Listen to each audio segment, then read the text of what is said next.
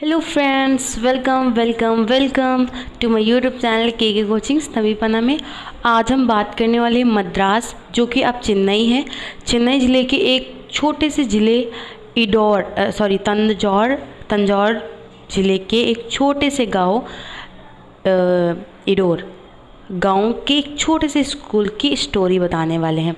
तो एक दिन ऐसा हुआ कि छोटे क्लास के जो बड़े क्लास के जो टीचर्स थे वो छोटे क्लास में आए एज अ टेस्ट लेने के वास्ते। ठीक है, तो क्या हुआ, एक दिन सारे बच्चे पढ़ रहे थे क्लास में, छोटे क्लास में। तो बड़े क्लास के टीचर आए और बच्चों से कहा कि बच्चों, आज मुझे एक से लेके 100 तक की सभी अंकों का जोड़ करके दिखाओ आधा घंटे में। ठीक, तो आधा घंटे में उन्होंने कहा आधा घंटा में सभी अंकों का जोड़ करके दिखाना है। तो सभी बच्चे अपने अपने प्रोसेस पे लग गए, काम पे लग गए कि काम करना है, मीन्स ऐड करने हैं सारे। बट फिर उसी में से एक बच्चा, उसने क्या किया, अपना प्रोसेस उसने भी चालू कर दिया। जब सभी बच्चों ने किया, जाहिर सी बात है कि कोई छूटेगा ही नहीं। ठीक, तो क्या हुआ, उस बच्चे ने भी किया। तो कुछ ही समय बाद में एक बच्चे ने पूरे कंप्लीट करके ऐड करके टीचर को दिखाने लाया। ठीक, जब टीचर को दिखाया और टीचर ने जांचा, उसको देखा, पढ़ा, ऐड किया, पूरा प्रोसेस लगाया, देन वो आंसर ओवरऑल पूरा राइट था। ठीक है, सारा राइट था। और फिर माइंड में टीचर ने सोचा कि इस बच्चे ने जिस फॉर्मूले का यूज़ किया हुआ है, ये फॉर्मूला तो बड़े क्लासेस में यूज़ होता है, बड़े क्लासेस के बच्चे पढ़ते हैं, अभी तो इसको कुछ पढ़ाया ही नहीं गया है। तो क्या हुआ, बाद में उस अध्यापक ने उस बच्चे से पूछा कि बेटा, जो तुमने इसमें फॉर्मूला या सूत्र यूज़ किया है वो कहाँ से पढ़ा? बच्चे ने बोला किताब से। ठीक है, तो किताब से बोला तो वो बच्चा जो था उसका नाम था श्रीनिवास रामानुजन। ठीक है, इन्होंने सिद्ध कर दिया कि मैथ एक ऐसी सब्जेक्ट है जिसको इजी तरीके से सॉल्व किया जा सकता है।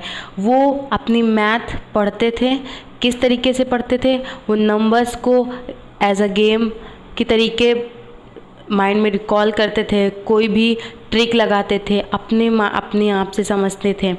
ठीक है, तो इनका जन्म, जो हमारे श्रीनिवास रामानुजन जी थे, इनका जन्म 22 दिसंबर 1887 ईस्वी में तमिलनाडु के तंजौर ज़िले में हुआ था, इडोर ज़िले में। ठीक है, तो इनका परिवार ये एक में हुआ था, गांव में हुआ था, इडोर नामक गांव में हुआ था। तो फिर क्या हुआ, एक साधारण फैमिली में इनका जन्म हुआ था। वो गरीब थी, एकदम नॉर्मल सी, बहुत ही ना ही पैसा ना ही गरीबी, एक बीच मिडिल क्लास फैमिली से बिलोंग करते थे। तो वो क्या करते थे कि उनकी रुचि जो थी मैथ सब्जेक्ट में ज़्यादा थी। तो वो क्या करते थे, छोटे क्लास में होने के नाते बड़े क्लासेस की बुक्स मांग के पढ़ते थे, सारी मैथ सॉल्व कर डालते थे। सॉल्व करने के बाद सॉल्व कर लेते थे।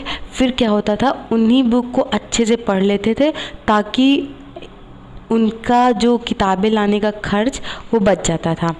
ठीक, तो पैसे उनके बच जाते थे, तो यही पैसे अदर किसी वर्क में लगा देते थे। तो फिर क्या हुआ कि धीरे धीरे इसमें मैथ पढ़ते रहे, इनकी ज़्यादा रुचि और बढ़ती चली गई। ठीक है, तो इसमें फिर क्या हुआ कि फिर कुछ सालों बाद वो 10th क्लास में आए। 10th क्लास में एग्ज़ाम दिया और पास भी किया, एग्ज़ाम पास किया और अच्छे नंबरों से पास किया, प्रथम अंक प्राप्त किया उन्होंने।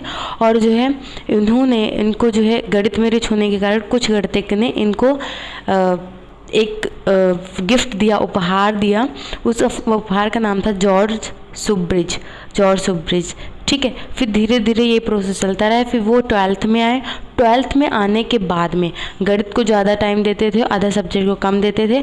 तो क्या हुआ, वो एग्ज़ाम दिए, इंटर के भी एग्ज़ाम दिया, बट उसमें वो अनुत्तीर्ण हो गए, फेल हो गए उसमें, क्योंकि मैथ तो उनकी ठीक थी बट अदर सब्जेक्ट ओवरऑल बहुत ज़्यादा वीक होते चले गए।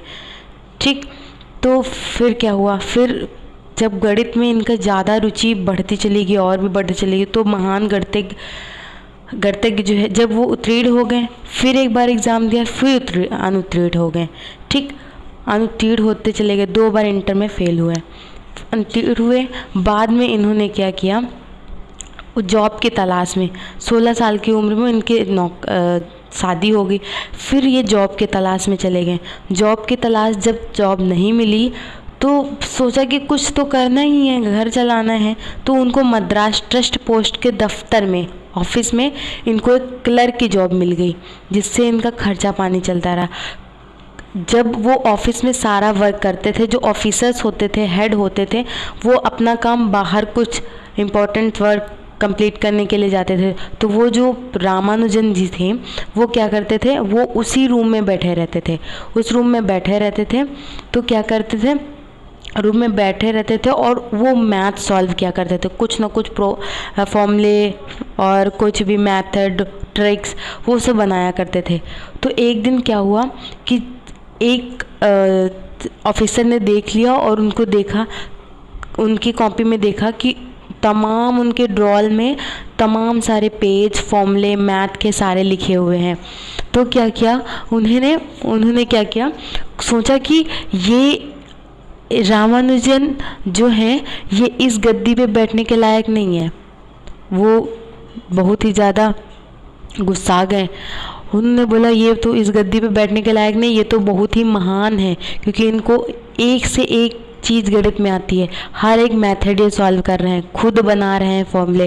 तो उन्होंने एक इंग्लैंड के प्रोफेसर थे, इंग्लैंड के प्रोफेसर जे.एच. हार्डी थे के पास उन्होंने इंग्लैंड भेज दिया। ठीक, इंग्लैंड भेजने के बाद में वहाँ पे जब इंग्लैंड गए, वो वहाँ पे उनको बहुत सारी चीज़ों से सम्मानित किया गया। फिर वो जितने इनके नोट्स फॉर्मूले थे उनको दिखाया।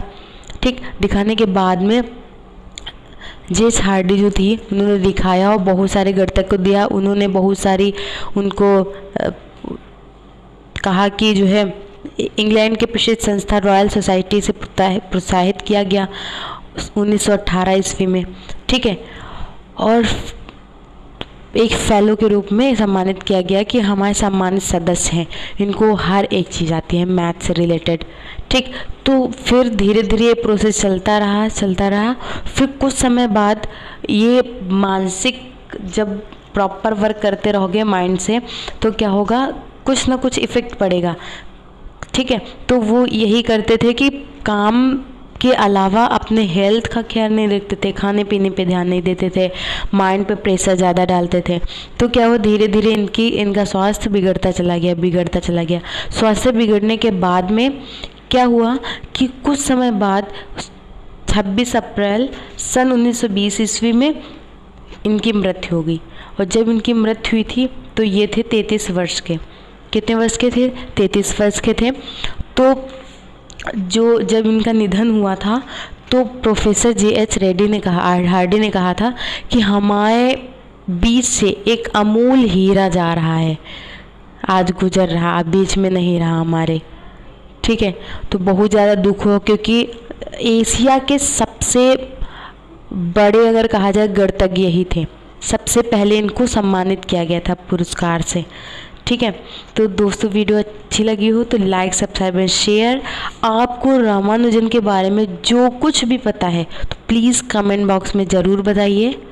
ठीक है, मिलेंगे नेक्स्ट वीडियो में नेक्स्ट टॉपिक के साथ, तब तक के लिए बने रहिए। धन्यवाद।